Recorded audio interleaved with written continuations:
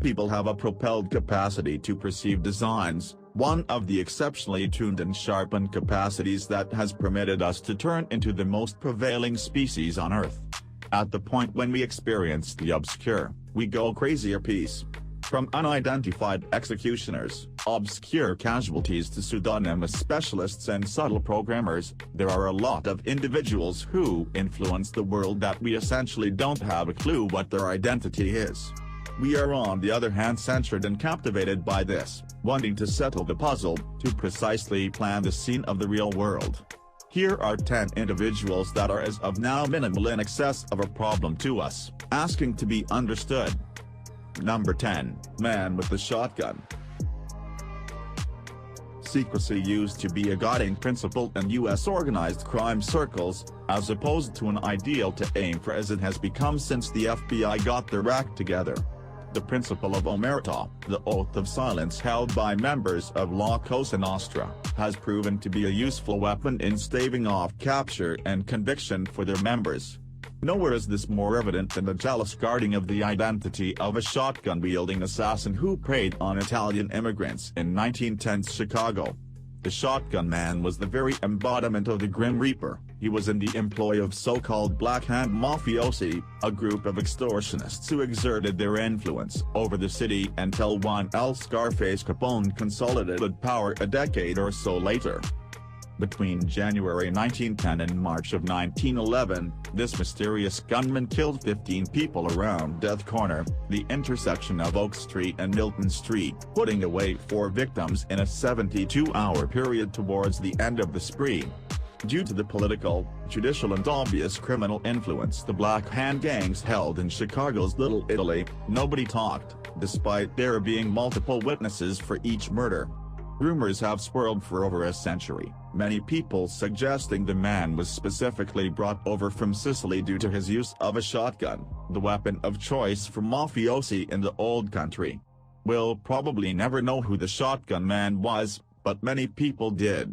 Number 9, the bony torso. Modern humans have become very sheltered from death, only encountering it infrequently and often with a loved one or an acquaintance who is very advanced in age. Thus, discovering a dead body is going to be a traumatic event. Discovering part of a dead body could arguably be even more horrifying. Colin Oliver was drudging along the road between Cuckfield to Burgess Hill, England, a 4.5-mile schlep, on Friday 11th of October, 1991. He was a hard-working warehouseman and, being in his 60s, Oliver had to make a quick diversion into a woodland near Bolney to take a whiz. There, in the undergrowth, wrapped in some carpet, Oliver found a bloody torso. The deceased was assumed to have been a man in his 60s, his head and hands were removed, one arm was cut 2 inches below the elbow with an axe or some bolt cutters, probably to remove an identifiable tattoo. Subsequent work on the case in 2011 has revealed that the torso was probably a man in his mid-30s/early 40s, was between 5 feet 6 inches and 5 feet 8 inches and was probably from southern Germany but had been in England for the last year of his life. Number 8, John 12 Hawks. Right, let's lighten the mood with some kick-ass, rip-roaring, uplifting dystopian science fiction. Okay, so, let's marginally lighten the mood. This iconoclastic author has written 4 novels, 3 within the Fourth Realm trilogy, and 1 non-fiction e-book called Against Authority, which charts and critiques the rise of the surveillance state in the post-9/11 USA and elsewhere. His recent novel Spark has had the rights bought by DreamWorks. So why all the peak and no boo? Well, Mr. 12 Hawks goes some way to explain this in his interview with Stargate SG-1 producer Joseph Malazzi. My mother and the rest of my family don't know that I have written the novels. Those people I know who aren't close friends see me as a failure by the American standards of success. Being a failure in such a way has been a continual lesson. It's helped me realize that we make quick judgments of others based on little real information. We assume so much, but don't know the secrets held within the heart. God, I hope he's Sheila Baouf. Number 7, Driffield. There's a ton of AKAs here: Xavier Driffield, Dryfeld, Drift among more names ascribed to this mysterious English book vendor. His activity was to get uncommon, antique books for private customers. He composed and distributed a manual, broadly appropriated in the business, that was noted as being superb if somewhat snide in certain spots. Drift likewise figured out how to sometimes distribute a magazine which just endured 22 issues. The man turned into a legend in distributing and the antique book scene in Britain, showing up in a 1992 narrative for Channel 4 and showed up as a character in a novel by Welsh psychogeographer and writer Ian Sinclair. In 2014, Driffield ended up in a spot of boiling water. He was being investigated for assault and profanity with a kid. It appears he had composed a novel which incorporated the maltreatment of a little youngster and had sent the original copy to the group of the supposed casualty. Xavier Driffield, the name he utilized at preliminary, was found not guilty. In the approach to preliminary, a few sources expressed that his name was BCM Driffield and David Richard Ian Frederick Field.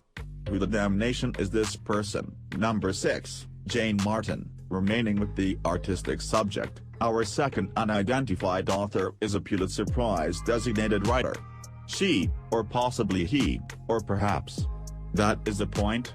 Jane Martin's work is frequently portrayed as having a ladylike voice, anxiously showered with industry grants which all get acknowledged on his /it's sacked by their agent, resigned creative executive John Jory. Since 1981 Martin has delivered dim comedies and parodies, numerous focusing on the more mockable parts of the showy world and the way of life.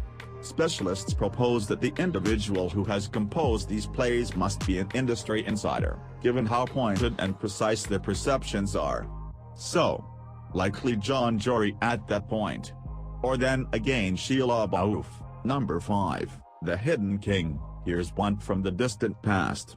This tale has all the trappings of an awesome historical mystery novel a la The Name of the Rose by Umberto Eco. During the 1519 to 1523 uprising known as the Revolt of the Brotherhood, the forces of the Aragonese-dominated Kingdom of Valencia were on the brink of quelling the rebel forces. One man, a messianic leader referred to as El Rey Encobert, the Hidden King in Catalan, or simply L'Encobert, the Hidden, gathered the faltering rebel forces and rallied against the tyrannical royalists. Claiming a divine mandate, this mysterious man led many guerrilla raids and oversaw skirmishes between the rebel forces and the royal armies. A hefty reward was offered to any man who could kill L'Encobert. During a recruitment drive on the outskirts of the city of Valencia, a place L'Encobert hoped his forces would soon capture, several riders galloped towards the man and, without stopping or dismounting, cut off his head to retrieve the bounty. There is so much more to write about this incredible figure. If you want more detail and are happy with falling down a rabbit hole, a quick Google search will get you there. Number 4, Dolly Gray. To play in the NFL is right up there with signing for Manchester United, starring in a Hollywood movie or going triple platinum with your first hit song.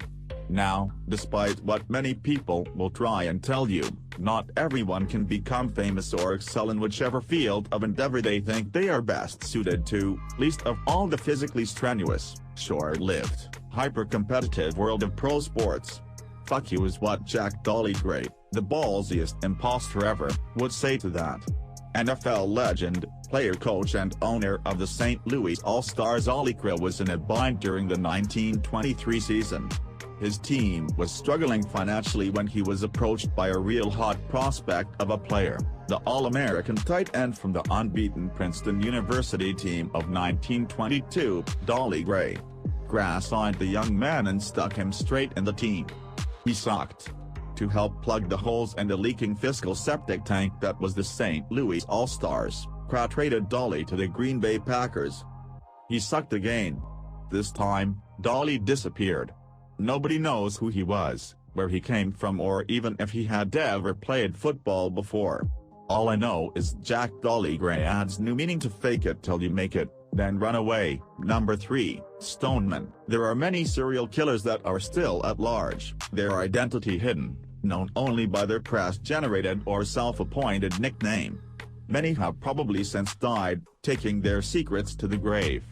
California has the Zodiac. New York has the Long Island serial killer. London has Jack the Ripper. Calcutta, India has the Stoneman.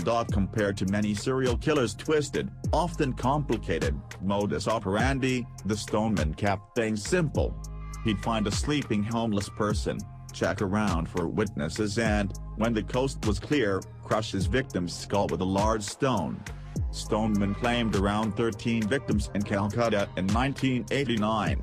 The same man is possibly responsible for 12 similar killings in Mumbai between 1985–1988. Since 2009, there has been a spate of eerily similar killings in the city of Guwahati. Copycat killer?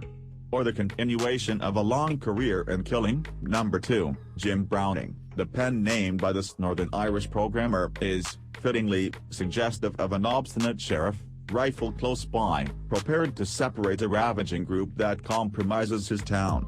That is basically what Jim Browning does, yet in an extremely 21st century way. Of course, he lives someplace in Britain or Ireland, works a 9 to 5 most likely in IT and despises tricksters, essentially like every other person, yet this crusading modern knight has willingly volunteered to uncover and upset trick tasks. In 2019 he figured out how to hack the CCTV arrangement of an Indian trick ranch in Delhi and had the option to watch and hear the shocking insensitivity of the staff as they conned and deceived individuals. A few casualties, Browning lets us know, have lost their homes and even ended their own lives.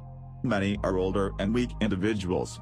In opposition to the standard guidance in regards to trick guests, Jim recommends that, when seeing an obscure number on your guest ID, you should keep them talking as far as might be feasible on the grounds that when they're not misleading you they're defrauding another person like your grandparents. An unassuming saint for the digital age. Number 1, Valentine Sally. We'll close this list with an appeal for info. Some of the previous entries are entertaining mysteries that may lead you to dig deeper, wonder aloud and concoct fantastical hypotheses. Maybe the entertainment we derive from guessing the identity of these enigmatic strangers suggests we may want them to remain unidentified.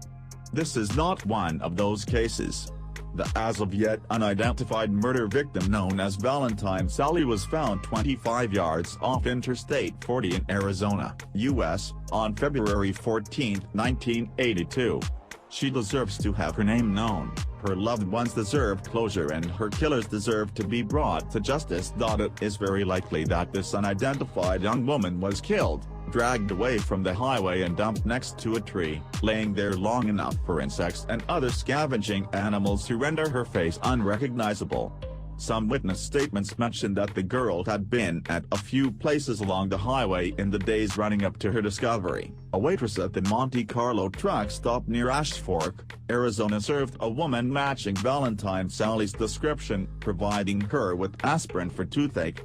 Valentine Sally had a drilled tooth that suggests she was being prepped for a root canal. The same waitress also mentioned that the girl was with an older man, possibly a trucker. For more info on the case, please check out her Namas page and follow the directions if you have any tips.